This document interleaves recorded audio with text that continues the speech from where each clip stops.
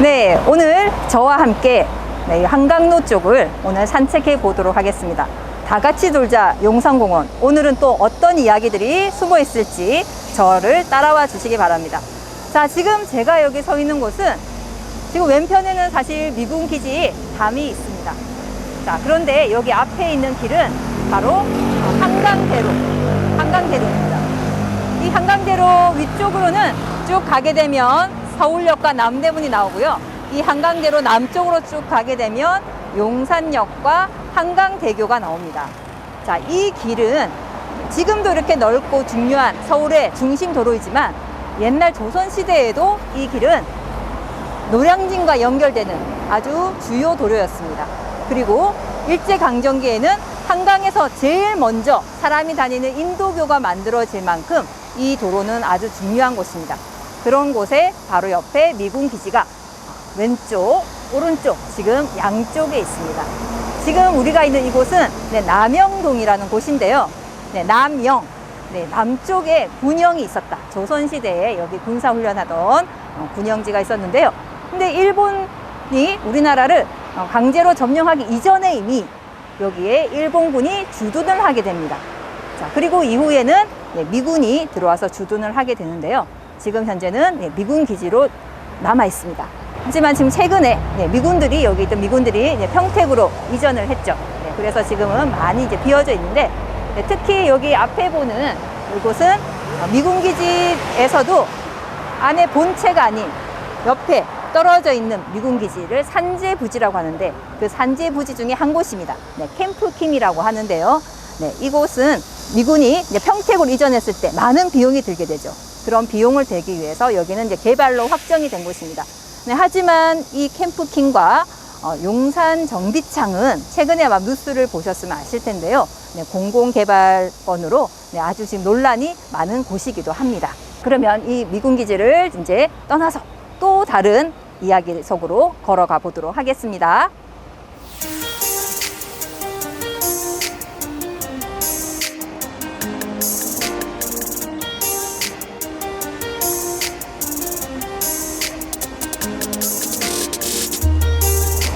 네, 지금 제가 서 있는 이곳은 사실은 여기 땅 밑에 뭐가 지나가고 있습니다. 하지만 지금은 이렇게 복개가 되어 있어서 저희가 지금 볼 수가 없는데요. 지금 여기 지금 미군기지 안에서부터 저 앞에 보이는 곳까지 사실은 하천이 흐르고 있습니다. 이 하천은 만초천이라는 본류와 합쳐지는 지류입니다. 만초천 지류라고 하는데요. 우리가 앞서서 해방촌 코스 시작하는 그 경리단 쪽에서 물이 남산에서 흘러들어서 미군기지를 관통을 하고 이곳으로 흘러나와서 여기 앞에 보이는 이 아파트와 지금 미군기지 담벼락 사이로 흘러갑니다. 그래서 지금 이 미군기지 안에는 복개되지 않은 그 만초천 지류의 모습을 지금 볼 수가 있는데요. 용산공원이 되었을 때 이 만초천 지류를 어떻게 복원을 하고 또 어떻게 활용할 것인지가 아주 중요한 문제로 남아 있습니다. 여러분들께서는 어떤 식으로 복원이나 활용이 됐으면 좋을지 한번 생각해 주시면 좋을 것 같습니다. 그러면 여기 하천이 흘렀다는 증거를 조금 더 가서 한번 보여드리겠습니다. 여기 보시면 저 미군기지 담벼락에 약간 이렇게 축제처럼 되어 있는데요. 저 아래쪽으로 해서 바로 하천이 저 길을 따라서 흘러갔던 것입니다. 그래서 다음에 오시면 여기가 만초천 지류가 만초천과 합류되기 직전에 흘러갔던 곳이구나 라고 확인을 하시면 좋을 것 같습니다. 다음 장소로 이동하겠습니다.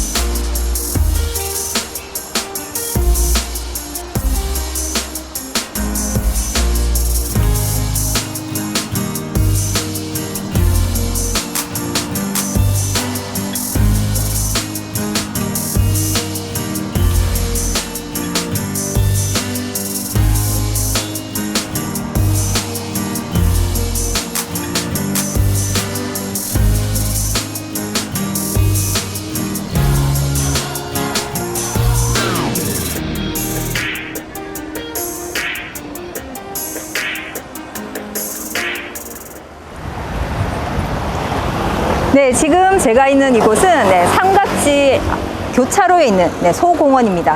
네, 여기에 이렇게 삼각지 안내판과 그리고 여기 보시면 돌아가는 삼각지 모래비가 세워져 있습니다. 네, 그럼 삼각지 하니까 왠지 뭔가 삶과 관련이 돼 있을 것 같은데요. 사실 여기 뒤는 지금 현재 보면은 삼각이면 세 군데가 아니라 교차로 네 군데 방향으로 지금 되어 있습니다. 여기가 왜 삼각지라고 불렸냐 하는 거에는 뭐 두 가지 정도 설이 있는데요. 처음에 여기 철도가 놓이면서 한강로와 여기 이태원 길이 만들어지면서 지형이 삼각형 모양이 되어서 삼각지란 얘기가 있고, 그리고 또 옛날에는 여기가 억새풀이 그렇게 많았대요. 그러면서 그 샛불 뭐 이런 식으로 하다가 뭐 삼각지가 되었다는 그런 설도 있습니다. 네, 여하튼 지금은 이렇게 지금 교차로 네 군데 방향으로 되어 있는 교차로지만 1939년도에는 일제강점기죠. 그때 여기에 로터리가 만들어졌었습니다. 그러다가 1967년도에 교차로가 만들어지는데요. 입체교차로, 그것도 원형 입체교차로라는 아주 지금 보면 아주 신비한 그런 교차로가 만들어집니다. 그 교차로는 원형으로 되어서 입구에 들어가서 돌다가 빠져나가는 로타리 형식의 그런 교차로인데요. 이 교차로는 그 당시 돈으로 아마 3억 원의 건설비가 들었나 봅니다. 그래서 3억 원짜리 도너츠라는 별명을 가지기도 했고요. 그리고 워낙 이제 전국적으로 유명해지면서 이곳에 지방에 있는 사람들이 관광을 와서 여기를 돌다가, 지금은 내비게이션이 있지만 내비게이션 없던 그 당시는 출구를 잘못해서 다른 방향으로 나가기도 했다는 그런 일화가 전해지기도 하고요. 그리고 이거 한 바퀴 돌 때마다 1년씩 젊어진다는 그런 또 재밌는 이야기가 있어서 지방에서 오시면 뭐 7바퀴를 돌고 내려갔다라는 뭐 그런 얘기도 전해지고 있습니다. 자, 그런데 여기 아까 노래비가 있다고 그랬죠. 바로 돌아가는 삼각지, 배호 선생님의 노래인데요. 자, 이 돌아가는 삼각지 노래 제목에 서울시 지명이 들어간 아주 유명한 노래입니다. 자, 그래서 이 입체 교차로와 관련되어서 바로 배호 선생님의 노래가 만들어졌습니다. 실제로 작사는 여기 입체 교차로가 개통되기 전에 작사를 하셨지만 개통된 이후에 노래가 나오면서 아주 히트를 친 노래가 바로 돌아가는 삼각지입니다. 노래를 한번 찾아서 한번 들어보시면 좋을 것 같습니다. 자, 그리고 지금 이쪽으로 가게 되면 바로 국방부와 전쟁기념관이 나오게 됩니다. 여기 이 전쟁기념관은 많은 분들이 정말 다녀가시는 곳인데요. 우리나라 반만년의 역사를, 전쟁의 역사를 다 기록하고 있는 곳이기도 합니다. 자, 이 전쟁기념관이 세워지기 전에 여기는 우리나라 대한민국 육군본부가 있었습니다. 그 육군본부는 88년도에 계룡대로 이전을 하게 되죠. 그래서 그때 비어진 공간에 지금 전쟁기념관이 들어섰고요. 육군본부가 있기 전에 일제강점기 때는 여기는 78 보병연대가 주둔을 하고 있었습니다. 그래서 그 이후에 육군본부, 지금은 전쟁기념관 해서 지금의 모습을 하고 있는 곳이 바로 이 삼각지 일대입니다. 자, 그러면 이 소공원을 또 지나서 또 다른 곳으로 이동해 보도록 하겠습니다.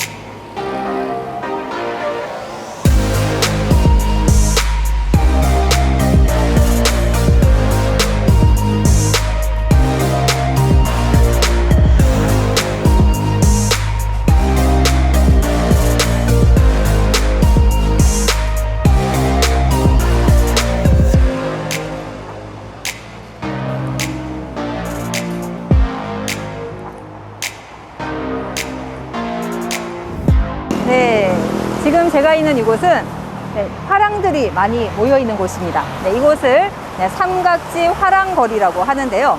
네, 이곳의 화랑거리가 조성이 된 이유는 네, 바로 미군 기지와 관련이 되어 있습니다. 네, 원래 이곳에 50년대 이후에 미군들의 뭐 초상화나 뭐 서부 뭐 그런 걸 그렸던 그런 가게가 2개가 있었다고 하는데요. 네, 우리가 미국 영화를 많이 보게 되면 네, 집안에 정말 초상화나 이런 걸 정말 많이 사진이나 초상화로 많이 간직하고 있는데요.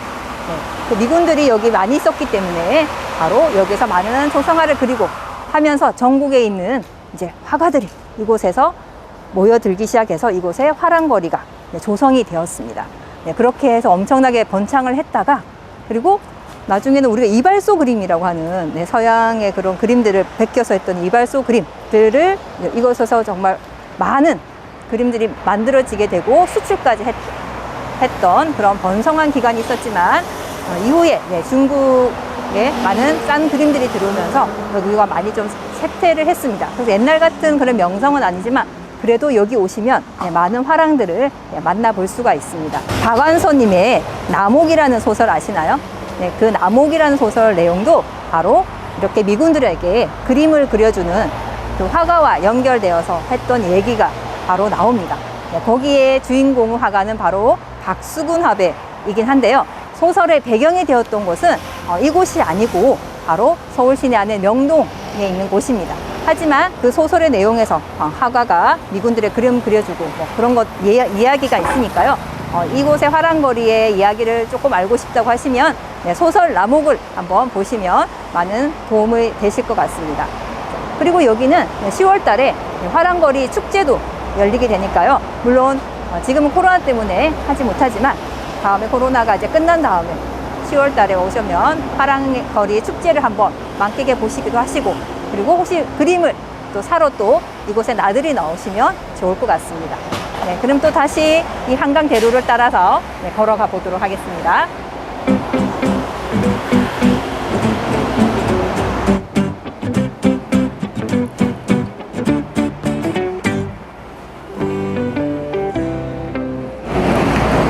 네, 지금 여기 큰 대문이 있는데요. 철조망이 쳐져 있죠. 네, 함부로 들어가면 안 되는 곳인데요.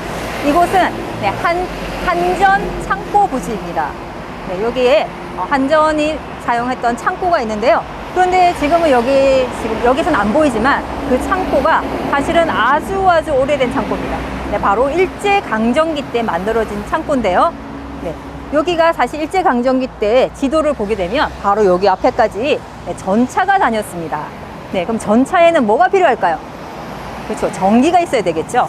네, 그래서 여기는 원래 일제강점기 때 그 전기회사 경성전기라는 그 전기회사가 여기 창고가 여기 있었고 그 이후에 그 경성전기회사가 한전으로 되죠. 그래서 여기에 한전 창고 부지로 지금 되어 있는데 아무도 지금 들어갈 수는 없는 곳이기도 합니다. 왜냐하면 안에 있는 건물들이 지금 워낙 오래됐고 위험하기 때문에 들어갈 수가 없고요. 자, 그러면 여기에 이런 전기회사와 관련된 장소가 있는데 이 용산 일대는 사실은 일본인들이 아주 많이 살았던 곳이기도 합니다. 자, 그래서 일본인들 사는 집에 전기도 공급하거나 그 당시 때는 또 전기보다 더 싼 가스가 있었습니다. 그래서 옛날에는 가로등도 가스등을 켜기도 했었는데요. 그 가스를 공급하던 회사가 있었습니다. 일한와사라는 회사가 있었는데요. 그 회사가 나중에 경성전기가 되고 해방 이후에 이제 우리 지금 한전이 되는 거죠. 네, 한전으로 변천을 했습니다. 자, 그 창고가 여기 있는 이유도 바로 이곳에 이 중요한 도로에 전차가 다녔기 때문입니다. 네, 그러면 또 이제 다음 장소로 한번 이동해 보도록 하겠습니다.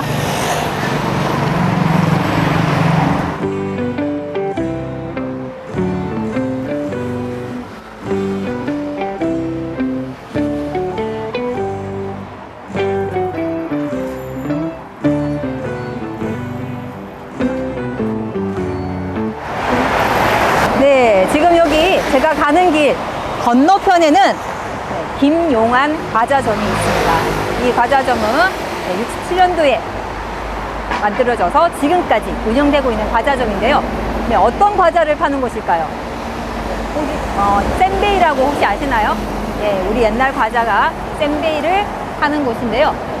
100년 가게로 지정이 되어서 지금까지 2대째 2대째 운영되고 있는 가게이기도 합니다. 자, 그러면 여러분들 혹시 용산에 우리나라 3대 제과회사 혜태라든지 오리온, 롯데 이런 제과회사의 본사들이 이 용산에 있었다는 거 아십니까? 그러면 왜 이 용산에 이런 제과회사들이 일제강점기 때부터 있었을까? 바로 아까 말씀드렸듯이 여기는 일본 사람들이 많았기 때문에 일본 사람들을 사먹었던 그런 과자점이 많았습니다. 그래서 우리가 잘 알고 있는 이봉창 의사께서도 어렸을 때 그 과자점에서 점원으로 일했다는 기록이 있습니다. 바로 이봉창 의사가 바로 이 용산 출신이거든요. 그리고 또 일본 군영이 바로 이 미군 기지 안에 있었죠. 그 군영에서 있던 일본군들이 먹었던 과자들을 바로 공급을 해야 됐기 때문에, 그리고 또 만주나 이렇게 진출하는 그런 군인들한테도 또 보급을 해야 되겠죠. 그래서 이 용산 일대에 그런 과자 제과 회사들이 많이 번성을 했었습니다. 자, 그래서 우리가 혜태라는 그 회사가 원래 옛날 일제강점기 때 영광제과라는 회사인데 거기에서 뭐 양갱이라든지 뭐 카라멜 같은 걸 만들어서 보급을 했었습니다.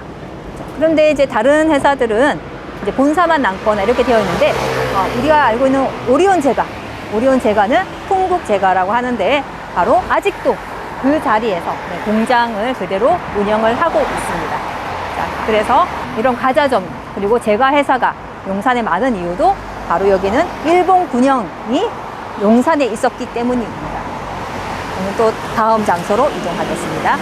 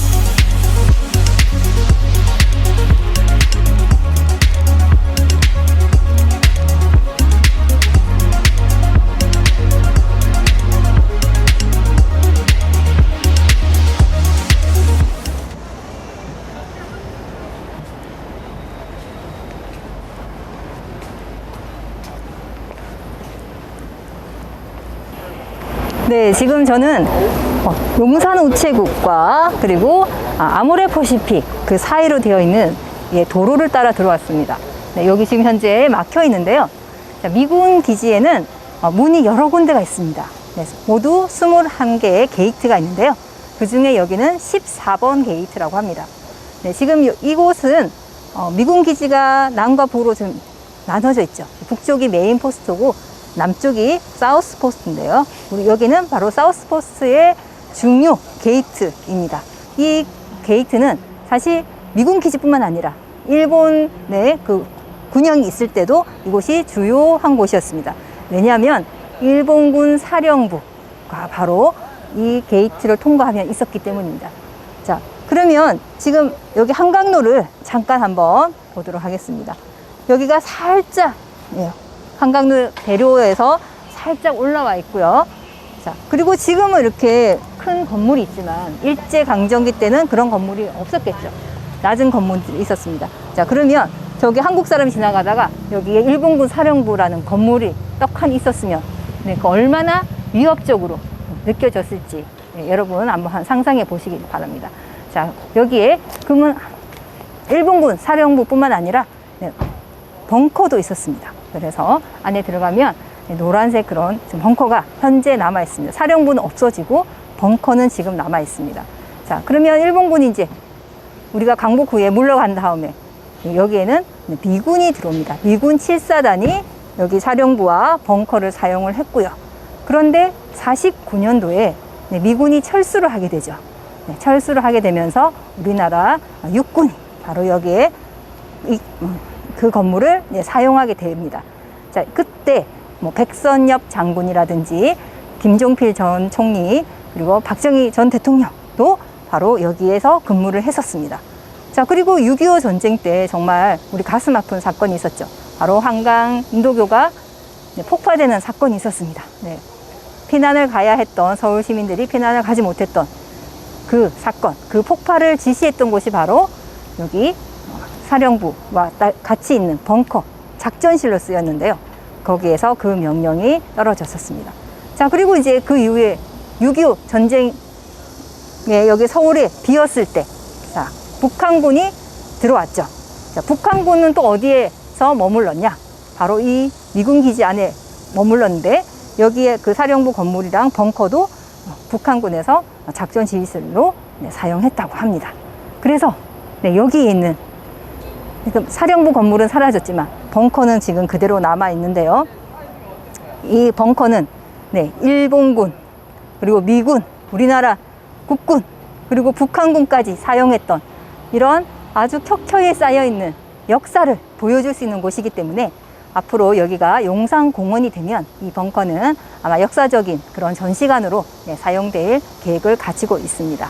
자, 그러면 그 내부를 여기서 입구에서는 볼 수 없지만 한번 볼 수 있는 곳으로 한번 이동해 보도록 하겠습니다. 바로 앞에 보이는 한강로 이동 주민센터로 가도록 하겠습니다.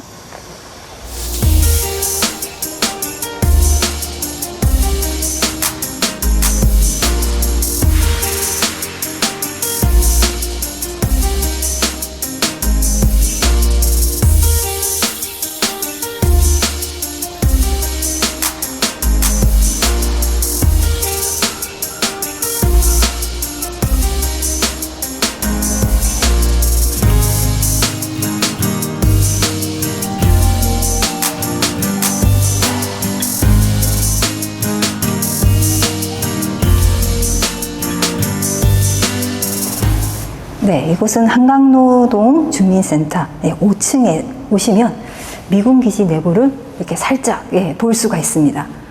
자, 아까 우리가 봤던 14번 게이트 바로 옆쪽인데요.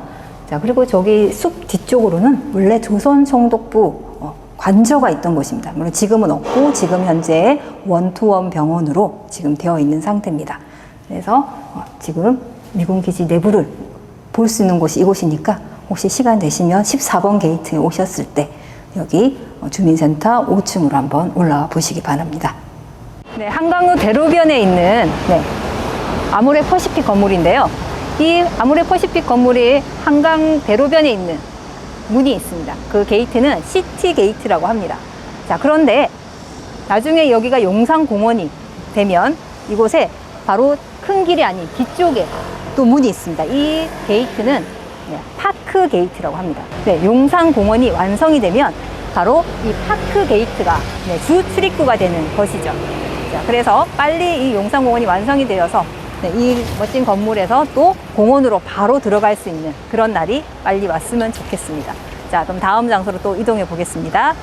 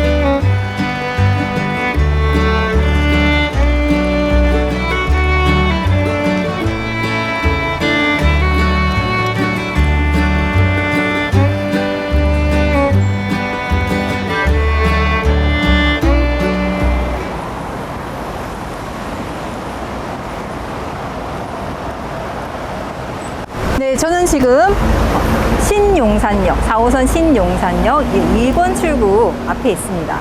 자, 우리가 용산도 있고 신용산도 있죠. 네, 물론 대한민국에서도 사용한 용어였지만 일제강점기 때도 바로 신용산이라는 의미가 있는 곳이 있었습니다. 자, 우리가 용산역 있는 곳이 아마 용산의 중심이기 때문에 옛날부터 거기가 용산이었을 거다 아마 생각하셨을 텐데요.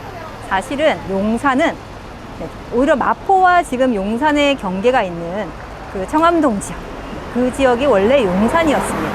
근데 일제강점기 때 이 일대, 바로 군영지 바로 옆에 있는 이 일대에 기차가 지나가고 또 일본인들 철도 관사가 생기고 또 그와 관련된 뭐 철도 병원이라든지 그런 시설들이 생기면서 이곳이 신도시처럼 형성이 되었던 거죠. 그러면서 이곳을 신용산이라는 그런 의미를 붙여서 사용하기도 했었습니다.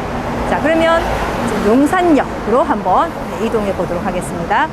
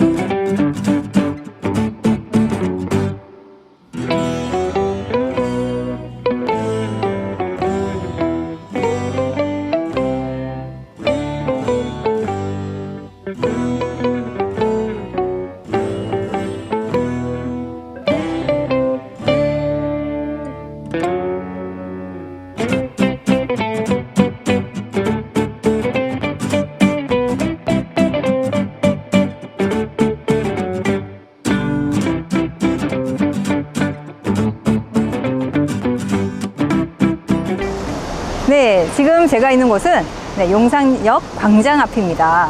네, 여기에는 지금 멋있는 계단도 볼 수 있고 지금 이렇게 화려하지만 사실 한 120년 전만 해도 여기에는 이런 역사가 없었습니다. 자, 우리나라 최초의 철도가 뭐죠? 네, 경인선이죠. 여기서 말하는 경인선은 서울과 인천을 연결했던 철도인데요. 그러면 인천은 이제 제물포를 얘기하는데 서울, 경은 어디였을까요? 이 용산역이었을까요? 아니면 서울역이었을까요? 네, 아쉽게도 그때 말하는 경인선은 이곳이나 서울역이 아닌 노량진이었습니다. 네, 노량진까지밖에 연결할 수 없었던 이유는 바로 한강을 건너야 됐기 때문이죠. 그래서 한강을 건너는 철교가 1900년도에 완성이 되었기 때문에 1900년도에 이 용산역과 서울역, 옛날에 남대문역이었겠죠. 생겼습니다. 근데 처음부터 여기가 이렇게 커다란 역이 아니었고 그때는 3.5평 정도밖에 안 되는 아주 자그마한 간이역 같은 그런 역사였습니다. 하지만 이후에 일본군이 주둔을 하게 되면서 이곳이 점점점 많이 커지게 되었겠죠. 그래서 1907년도에는 여기에 2층에 목조로 된 서양식 건물이 들어설 정도로 큰 역으로 발전하게 됩니다. 이 용산역은 서울역이 우리가 알고 있는 그 경성역이 1925년도에 완공이 되기 전까지는 이 용산역이 아주 중요한, 우리나라에서 제일 중요한 곳이었고 또 가장 큰 역이었다고 아시면 될 것 같습니다. 자, 하지만 일제강점기와 관련된 역이었기 때문에 이 근처에는 이 철도와 관련된 철도 관사들이 즐비했었고요. 그리고 아까 말씀드렸던 철도 병원이라든지 철도 도서관이라든지 철도 양성하는 학교라든지 이런 것들이 이 주변에 산재해 있었습니다. 자, 그러면 이 용산역에서 이런 또 철도의 발전과 관련된 이야기도 있지만 우리 일제강점기에 우리 역사에 아주 또 슬픈 단면을 볼 수 있는 곳도 있습니다. 바로 용산역 광장이 있는데요. 한번 따라가 보도록 하겠습니다.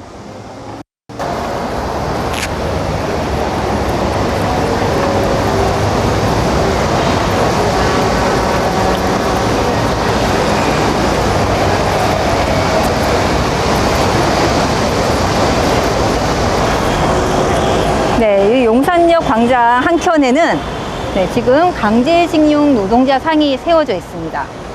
여기 노동자 상을 보시게 되면 정말 갈비뼈가 그대로 드러나 있고 아주 왜소한 모습의 우리 징용자의 모습을 볼 수 있고요. 그 어깨에 파랑새가 얹어져 있어서 희망을, 아주 어렵고 고생을 했지만 그런 고국으로 돌아가자는 그런 희망을 상징하는 새가 어깨 위에 있습니다. 자, 여기에 또 가까이 가서 보시게 되면 우리 강제징용해서 일본이라든지 사할린의 동남아시아 태평양 지역, 그다음에 파푸아뉴기니아 이렇게 아주 멀리까지 징용이 되었고요. 이렇게 징용돼서 간 총 사람 수가 780만 명에 이릅니다. 그 당시 우리나라의 인구의 3분의 1이나 되는 사람들이 이렇게 강제로 징용을 갔던 그런 역사가 있는데요. 바로 그 징용이 되었을 때 바로 이 용산역에서 기차를 타고 가거나 해서 여기가 바로 출발지가 되었습니다. 그래서 이곳에 강제징용 노동자상을 세우게 된 겁니다. 자, 그러면 마지막으로 이렇게 아픈 역사도 있지만 앞으로 용산공원이 될 미래의 용산을 볼 수 있는 공간이 있습니다. 그곳으로 한번 이동해 보도록 하겠습니다.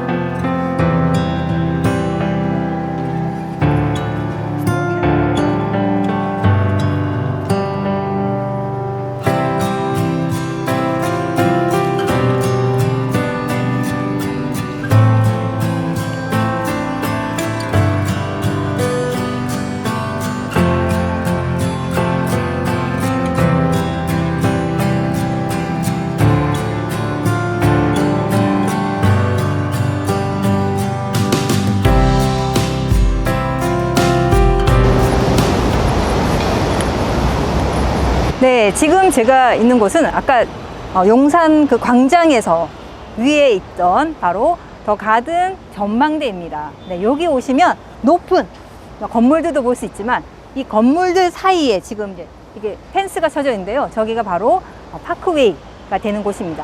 자, 파크웨이. 그 파크가 바로 용산공원을 의미합니다. 그래서 이 길을 쭉 따라서 용산공원까지 연결하는 길이 만들어질 겁니다. 그래서 이 용산역에서 논스톱으로 이어지는 그런 곳이 조성이 될 겁니다. 자, 이 용산은 지금 한 10년 사이에 상점벽해를 하고 있습니다. 아주 이런 높은 빌딩들이 계속 올라가고 있고요. 그리고 또 이 왼쪽 한강로 대로변에는 바로 하이브, 방탄이 소속되어 있는 하이브 건물도 있고요. 그리고 아까 아모레 퍼시픽 건물도 보았듯이 이곳은 점점점 발전하고 있는 곳이기도 합니다. 이런 용산에 바로 용산공원까지 들어서게 되면 아주 발전하는 곳, 그리고 힐링도 할 수 있는 곳, 우리 시민들이 언제나 찾아서 찾을 수 있는 그런 용산공원이 시내 한가운데에 있게 됩니다. 이런 용산공원을 우리 시민들이 어떻게 잘 가꾸어 나갈지, 또 어떤 공원으로 만들지, 그 속에 담겨져 있던 아까 일본군과 미군과 관련되어 있는 그런 역사들을 또 우리가 잘 어떻게 보존할지 여러분들께서 한번 의견도 주시고 또 생각해보는 그런 시간이 되었으면 좋겠습니다. 그럼 여기서 용산의 미래를 보면서 해설을 마치도록 하겠습니다. 감사합니다.